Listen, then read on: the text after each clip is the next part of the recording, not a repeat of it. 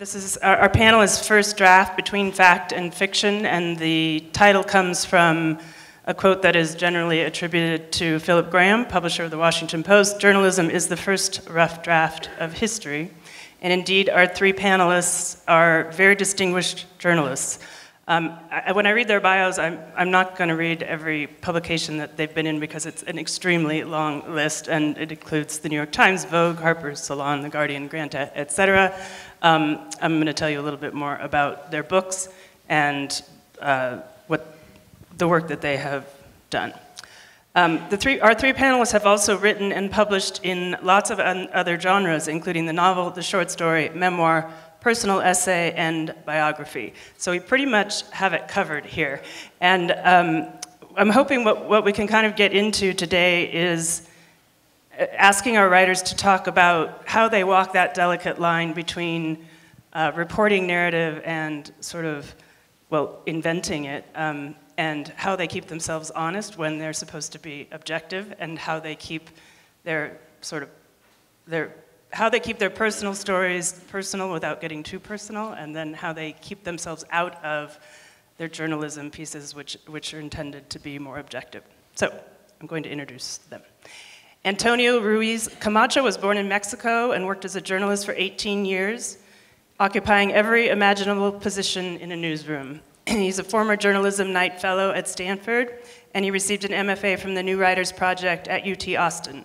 He's the author of Barefoot Dogs, a collection of short stories that the New York Times called lean and beautifully rendered, a deeply moving chronicle of one family's devastation, full of remarkable wisdom and humor, yet unflinching in its portrayal of the horrors sweeping Mexico. Marie Brenner has published 5 books and is a writer-at-large for Vanity Fair. Her books include Great Dames, What I Learned from Older Women, a memoir called Apples and Oranges, My Brother and Me, Lost and Found, which was one of Michiko Kakutani's New York Times top 10 favorite books of the year, and the best-selling House of Dreams, The Bingham Family of Louisville. She's also been a contributing editor for New York Magazine and The New Yorker, and 2 of her articles, and I think another one in progress, have been adapted for film, including her Vanity Fair piece, The Man Who Knew Too Much, which became the 1990 film The Insider, starring Al Pacino and Russell Crowe, and which was an amazing movie. And I want to ask you about that later, Marie. Amitava Kumar is a journalist and author of a novel and several works of nonfiction. His latest book, Lunch with a Bigot, is a collection of essays about the writer in the world that Kirkus Reviews called an exuberantly inquisitive collection of essays, and which Francine Prose said were the best sorts of essays, the kind in which the pleasure of reading derives from the pleasure of following a writer's mind as it moves from subject to subject, making us see connections of which we might otherwise have been unaware. Amitava was born in India in a town famous for its corruption, crushing poverty, and delicious mangoes. And he lives in upstate New York, where he teaches English at Vassar College. So I thought we would start with a question that I'd ask all 3 of you to address. That something came up this morning about what voices matter and what stories are important. And you have all written important stories about other people, representing other communities and other people's suffering and challenges. You've also written personal stories, memoir, personal essays. And those take, I think, a different kind of confidence and a different kind of courage. I wonder if you could just speak to the impulse, the different impulses in writing in writing pieces where you leave yourself in versus writing pieces where you take yourselves out. And maybe we can start with Amitava. No, I don't have a microphone. Start with him. Maybe we can start with Antonio. Okay. I'll show you, Amy, how it's done. Well, first of all, thank you so much for coming out. It's great to see all of you here, and it's great to be in this festival. It's still kind of unbelievable that we are all here. It's amazing. Well, to me, as Jan said, I've been working as a journalist for 18 years and writing fiction kind of in the back. And I thought a lot about why you write, even when you write nonfiction or when you become a journalist. And I think everything you write, even if it's journalism, has a personal component. There's a reason why you choose one topic over another. And I think you're always trying to reimagine yourself, to rediscover or understand yourself and the story that comes behind you. And that's something that I think, at least in my case, I'm over and over trying to understand. I grew up in Mexico in what I called a mixed class family. One side of my family was very poor, the other side of my family was very rich, which basically is like a metaphor for the country. You know? So when growing up, I was trying to understand that particular circumstance that I was in. And I think I've tried to all the time understand and try to go back to that narrative, trying to understand it. So I think when you pick a story, you want it to be larger than yourself. You want to represent not your story or the story of a character in particular, but a story or the challenges of a group of people who are larger than your own circumstance. And I think that's, in my case, that's the way that I choose the topics that I write about. Oh, Antonio, I could not agree with you more. Absolutely, so well said, and it's fantastic to be here. It's amazing to see how Boulder, this is my first time to Boulder, has been made to resemble the marvelous atmosphere at the Jaipur Literary Festival in India. Those of you who have been, it's just incredible how the same atmosphere is prevailing. Saying that, to go to your very interesting question, writing always comes for me, and I think for probably all three of us, from some form of passion, from some form of urge to bear witness. It's so difficult to write anything that if you aren't somehow brought into your subject by a deep emotional connection, an attempt to tell the human story, whether it's someone else's story or your own story, then you're probably not going to have a work that's going to move anyone. For me, I was going to just say that if you're not brought into a story by some sort of deep compulsion to bear witness, to try, however corny this sounds, to make the world a better place, to try to bring empathy and understanding to your characters, or sometimes just outrage. As a young journalist, I started out during the Watergate era, and I was so angry all the time. How could we have this president in the White House who was spying on people, who was breaking into people's offices? I came from South Texas, and at lunch, Antonio and I were discussing my family, half my family is as well from Mexico.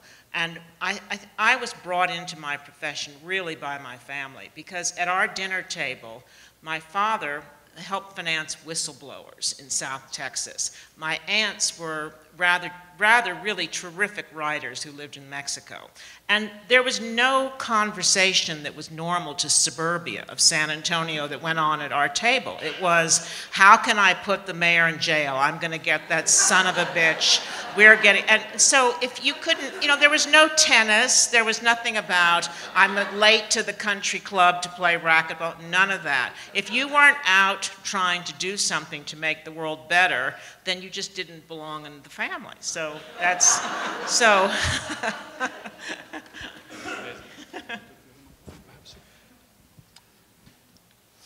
Well, like you guys, I'm also very happy to be here. If someone had offered me that phrase, Jaipur and Boulder, I would have thought I had smoked too much marijuana.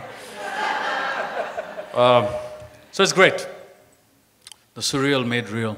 There were many questions that you posed there, and I'll try to approach it in a way to address the topic, which is that I am taken in by a text when I hear a voice that is fresh or original and engaging. And that happens to me when I think that voice slides between fact and fiction in an interesting way. And when does that happen? I think a voice that is trying to keep the self out of the narrative is at pains to keep it out without that being a conscious intention. Doesn't interest us, doesn't interest me. A voice that is in some ways overwhelmed by the real, that is in some ways a slave to the depiction of the world outside, as if the writer and her sentences were not themselves constitutive of the world that this person was describing. That too underwhelms me. Because what you need is a voice that is responding to, that carries some sense of the grit of the real, but at the same time has the fictional in the sense of inventiveness visible on the page. Without that, it's shorn of interest. I often produce that writing, but I'm trying to set the desirable bar here. I'm going to just follow on with that question. You are teaching or have taught a course called The In-Between Novel, which is a study of novels that resist narrative, if I understand it correctly, that maybe aren't interested in plot or setting or even character. Can you just say a little bit about how that is relevant to your own work and your own interest in literature? The course I was teaching at Vassar was called The In-Between Novel. And I thought what I would include in the text, in the course, were novels that were fictional, that presented themselves as fiction, but they had large chunks of essays in them, or they sounded like essays at some point. The first book I taught was Elizabeth Hardwick's Sleepless Night. Another book I taught was Renata Adler's Speedboat. By the time we were ending the course, we were reading things like J.M. Coetzee's Elizabeth Costello and Teju Cole's Open City, where the writer is not afraid to draw you into a story, sure, but is not afraid to offer commentaries, essayistic riffs on the real, so that we are not bound to the conventions of one form of storytelling. Rather, you are jolting your reader awake by sliding across the boundary lines. So, just a quick footnote to that would be, I'm interested, as Jan said, I'm interested in journalism. I do journalism. But, and I want to smuggle, there's the thrill of the recognition of the real when you read on the page something that has, I don't know, let me aim low, Monica Lewinsky and Bill Clinton. And then you find that in a novel by, I don't know, Philip Roth. And you think there's a thrill of the news being drawn into the novel. But at the same time, I also want a departure from what is plainly journalistic so that you are struck by the imagination of the artist who has transmuted it into something else. Do either of you want to add to that at all while we're on this topic? Well, I'll ask, Antonio, I'll ask you a question. You've been a journalist for a long time, yet your first book is fiction. Can you just say a bit about whether that is a transition in your career or whether do you think of yourself more as a fiction writer or more as a journalist? And, we're always trying to put people in boxes and categories. And we all write lots of different things, I think. And perhaps with a similar intention, but what was it about those stories that spoke to you in terms of fiction? Was it the story that decided you wanted to write in fiction, or did you decide you wanted to do that? Well, I think I started writing fiction when I was in middle school. I just never thought that would be something I could do for a living. Probably true. Yeah. For most of us. Yeah, it could be like a profession. No? So I guess when I went into college and I chose a major, I realized that being a journalist was the closest I could be from being a writer and also have like a regular job. And also I enjoyed going out and just observing the world. I'm a rather shy person, so it was the difficult part for me when I was a reporter was doing interviews, just approaching people. But also when you're a journalist, you have that shield, that permission to go and approach people and just ask questions instead of just engaging in conversation. It was easier. But I think what I really wanted was to write fiction. With the stories in the book, I'll tell you very briefly what the book is about. It's a collection of linked stories about a family from Mexico City who must flee the country after their patriarch is kidnapped. And each story in the book follows a different member of the family as they face exile or the prospect of exile while still in Mexico City. And it's partly inspired by the wave of violence and kidnapping and extortion that Mexico has been through for the last almost 2 decades. And as a journalist, when you cover breaking news or these big events, you only have the time to go jump in, report on that story, the story of that day or that week, and then go to the next story. You don't have the time to spend, you're not afforded the time to spend time with the victims of those events and stay with them for a long time and see how these events affect them, not just them, but generations to come. And that's what I wanted to write about, the emotional consequences of that violence, not just in the people who are living it, but in their children, their grandchildren, the people around them. And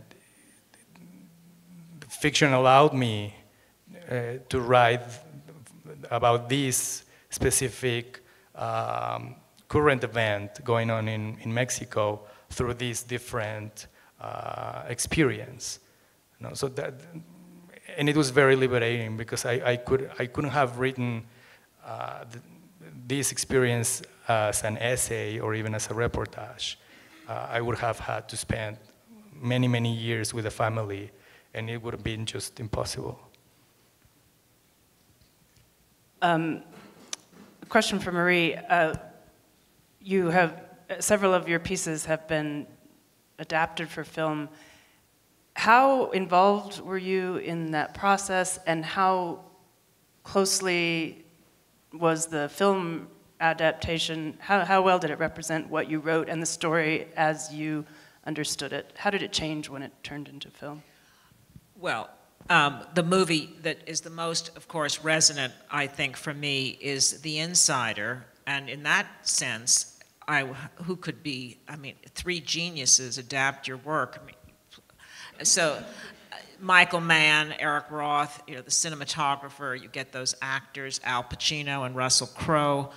And Eric Roth, the screenwriter who was nominated for an Oscar for the screenplay, and rightly so, he's very inclusive.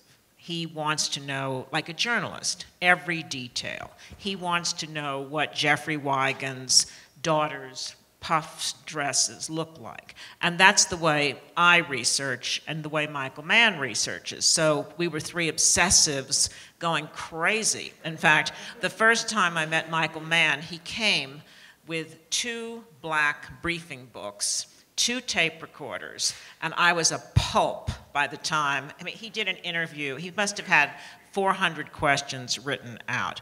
Saying that, I think Antonio is really onto something about the emotional hot center of how someone deals with consequences of a dramatic event.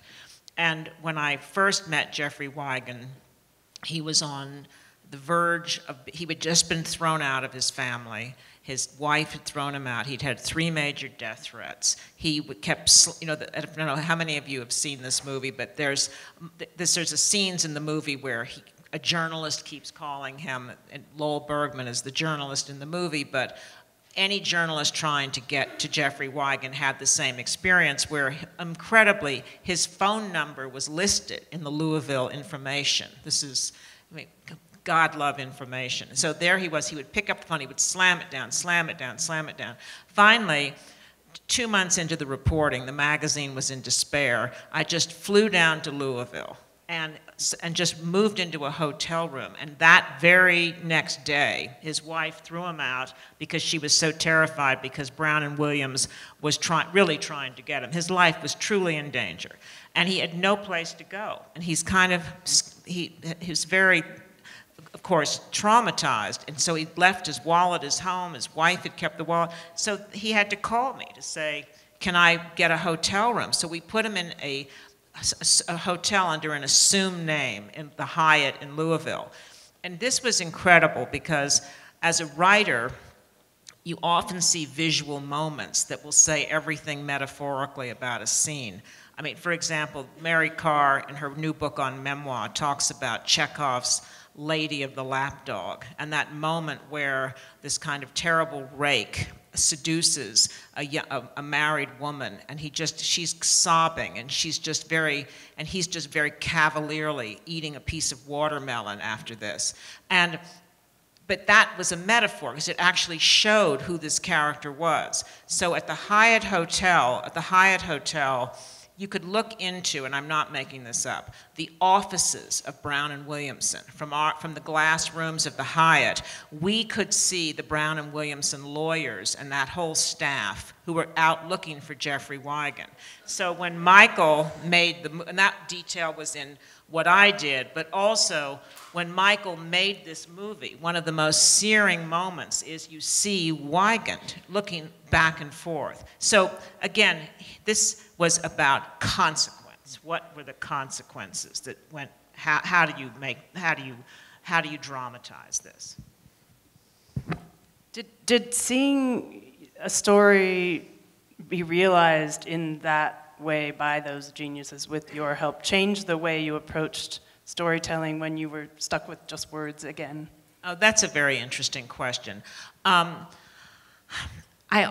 try to go to the inside out of a character, so I'm not thinking about how do I structure this. I'm thinking about who is this person, because the fact is I am a journalist, and facts do matter, and if facts you can't conflate because, first of all, there's teams of lawyers and fact checkers who would catch you out in a second, but also it's wrong. You know, again, I'm old school, Watergate era. You just have to get it right. You can't do all the postmodern techniques of saying truthiness because it has to stand up.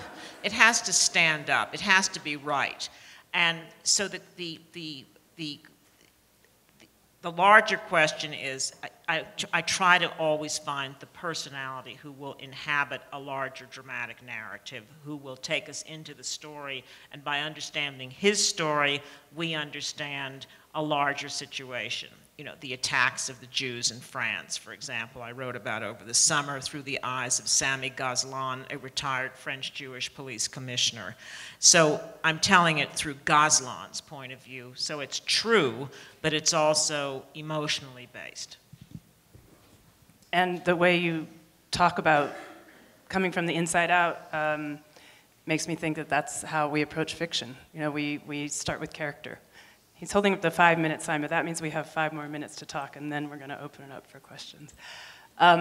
So I had an experience. I published a novel, and I'm coming at it the opposite direction from you all because I've never written anything but fiction. And then the first thing my publicist said was, you know, what we'd like you to do now is some writing. And I was like, you want me to do some writing? I just spent 10 years writing this book. Well, we need you to write some personal essays so that you can get your name out there and so on. And I started writing personal essays, and I realized that I was not capable of writing a personal essay that stuck entirely to the truth, although I tried very hard. And I was also not capable of writing fiction that didn't use some of my own life. And I just want to ask you if any of you have had an experience where you just really didn't quite tell the whole truth when you were supposed to be. And I'm speaking not when it was journalism, but when it was a personal story, you know, a memoir or a personal essay.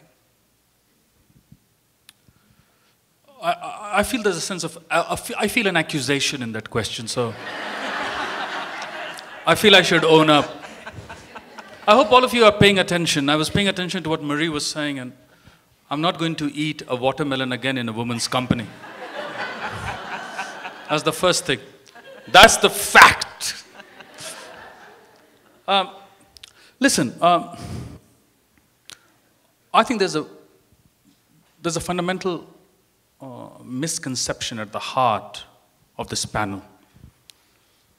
People in America think it's very important to know, did this really happen? You know, it's the high point of the satisfaction of the moral impulse. My wife, when she reads some outrageous thing I've written, will say, did this happen? I think it's a very unfair question. Also, an unimportant question. The last time she asked was because of her. I went to a series of booksellers in New York City, and with a straight face, I would just go to the counter and I say, where is your white literature section? And the responses were so hilarious. She kept, when my wife said, did this happen? And I thought, I think the moral impulse, if you have to satisfy your moral impulse, you should do something for the refugees from Syria, you know?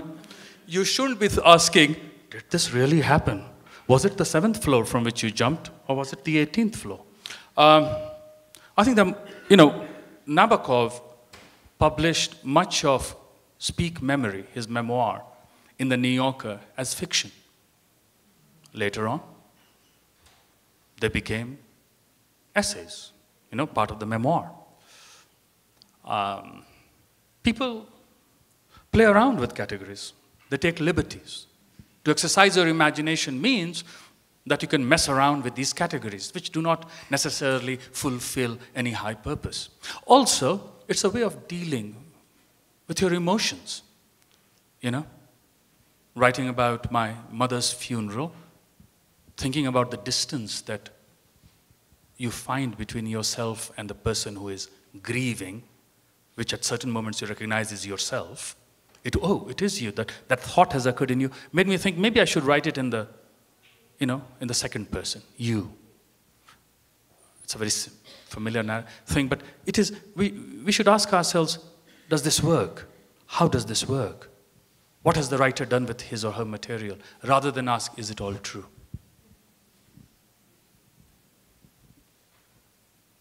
Mary? Oh. She's still thinking about the watermelon. Did I damage Amitava's life?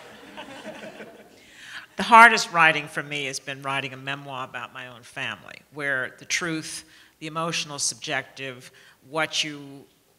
people's sensitivities, my book, Apples and Oranges, cut across about 3 generations of my family. So in some senses, I was back in Mexico in the 1920s and 30s, and of course, you're not relying on witnesses, you're relying on projection, what you've been told, what you've been able to glean from family archives, and there is some degree of fact-checking that you cannot ever put to that standard. But there is a higher standard, which is this emotionally true? Is this emotionally true from me? And that is, of course, when you're inventing a character, crucial. It's crucial. Saying that, writing across the mediums is extraordinarily powerful and creative, and for me, the essence of this is you have to put aside every scintilla of fear, of your sense you will be judged, because creativity can never come out of thinking someone is on your shoulder. Again, to quote Mary Carr in her new book, she said, writing a memoir means you have to knock yourself out. And that's right. And that is beautifully said, Marie, thank you. We're going to open it up for questions. I was told by someone involved with the conference that people in Boulder like to talk a lot, and that's wonderful because you have this amazing, intelligent community out there with lots of ideas, but please ask a question. If you have a question, we have our panelists here for a reason. So I have 2 questions. First question, if you know nobody else will read your work, will it differ from what you write when it's in the public domain, when you put it in the public domain, as in the fact and the fiction that we're talking about? If it's just for yourself, you're just penning it down knowing nobody else will ever see it, will it be any different? shouldn't be. It shouldn't be. If it's honest, if it's true, you should just go for it and not think about who will read it, who won't, because as we all know from the web, if it's in your computer, it will be read. I have had the experience of, after publishing a novel, I mean, when you first start to write a novel, you assume nobody's ever going to read it, and chances are nobody is ever going to read it, and then, you know, somehow it gets published, and I have found that to be difficult because, you know your agent is at least going to read it, and I think you have to get over that hump and put yourself back into that more innocent time. So the question was more as in, even if when the agent is not in the picture, I mean, you don't have any intent of publishing it. You're just trying to just let it all out with no intentions of publishing it. Because then you improvise, right? Because you want to make it fancy. You want people to read it. And that's where you mix fact and fiction. Well, that was the first question. Second question, you are journalists. Is or can a journalist ever be completely objective? And I'll cite an example, like the latest Kim Davis controversy. You can be on either side of the spectrum. How easy or difficult is it for you to just report the fact and not let your biases creep in? Which Antonio, controversy? I couldn't hear you. Which the controversy? Kim Davis controversy, the clerk in Rowan County in Kentucky. She refused to give licenses to the Kentucky marriage license. Exactly. Well, I'll ask. Oh, you take this. Antonio, maybe you take this, this, and we haven't heard enough from you. Well, I think as a journalist, you have a responsibility to not. Probably objective is become like a complicated word, but to offer all the points of view that are worth being part of the story in order for your reader to understand the story. You don't have to report on both sides of the story if one of the sides offers delusional information, for example. You have to report on facts, and you have to be to have that information on all the sides that are relevant to the story. You know, that's my stance. You know, that's what is relevant, because somebody who's reading Fox News, you know, I think we need to let other people have hands up, but thank you. I wondered if any of you have read Catherine Boo's Behind the Beautiful Forevers, and what you think of her turning interviews into a novel and how that fit. It's not a novel. It's not a novel, but it's creative nonfiction. It's a fascinating book. Fascinating because despite having done hundreds and thousands of interviews, a notable part of that being using the Right to Information Act to get information, she has entirely evacuated the sense of the personal being there all the time. So so it interests me on that level of craft as a wonderful book. I'm not entirely sure I support that evacuation of the self, because there are certain conditions that make the writer's presence in that slum possible. And in my opinion, the imbrication, why she was there, what was happening to her, would have added a wonderful texture to the story, in my opinion. So those are my two quick comments on it. Another question? I have a fiction writing related question. How do you approach a character or a plot or a theme which is completely diametrically opposite to your own convictions and your own worldview? Suppose you are a liberal atheist, how do you approach a character who is a devout Southern conservative or a born-again Christian? Well, I can just speak to this. I recently, Montana Book Festival was last weekend, and then one of the authors there said that he had this situation where he was writing from the point of view of a character who was expecting the end of the world to come any time. And he said that the way he did that was to get into kind of a meditative state where he actually imagined what it would be like to believe. So he had, in a way, to believe it. himself in order to write from that point of view. And I think you have to do that in order to have empathy for your character, in order for your character to be fully realized. A quick comment. I went to, this lunch with a bigot is a meeting with a man who put me on a hit list. So when I called him, he abused me and then agreed to meet me. Now at the meeting, he was violent in his speech, vile actually, and said vile things about my wife, for example. My wife was worried about me when I was going out, and the police had come to my house to say this guy had put me on a hit list. So I had to call her to tell her that the interview is over. And I made the mistake of telling her some of the things he had said about her. And she said, "What did you say?" And I said nothing, because I was thinking in my mind that I must remember everything he's saying.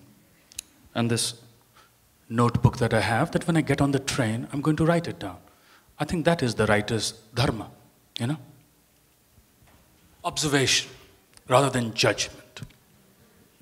Thank you. Are we done? Are we out of time? No, if I may add to that question, I think that the fun part of writing fiction is exactly writing about people who are not yourself, who are very different from the person you are. So the exercise is just to, I guess as fiction writers, we aspire to create characters that are compelling and full-blown and believable enough that people come at you and ask you, "Oh, this really happened?" Or "Where did you get this information? Does this person really exist?" And it's just all made up. No, it's not yourself. So I think that's what every fiction writer basically does. If I could just add to that eloquent thought, very quickly, these two questions are linked about Catherine Boo's book, Behind the Beautiful Forevers, and your question, because what we're talking about again is empathy.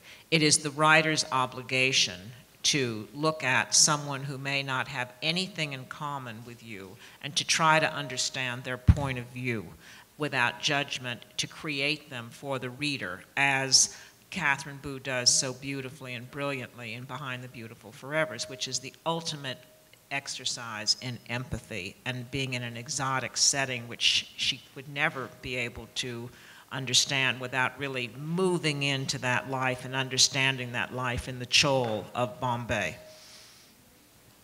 I think we still have time, according to my watch, so take another question. Yes, in the back.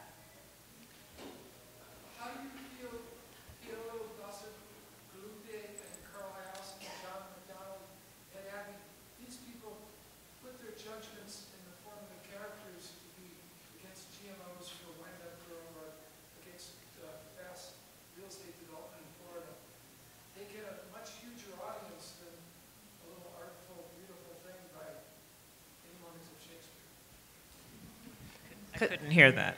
Could you hear that?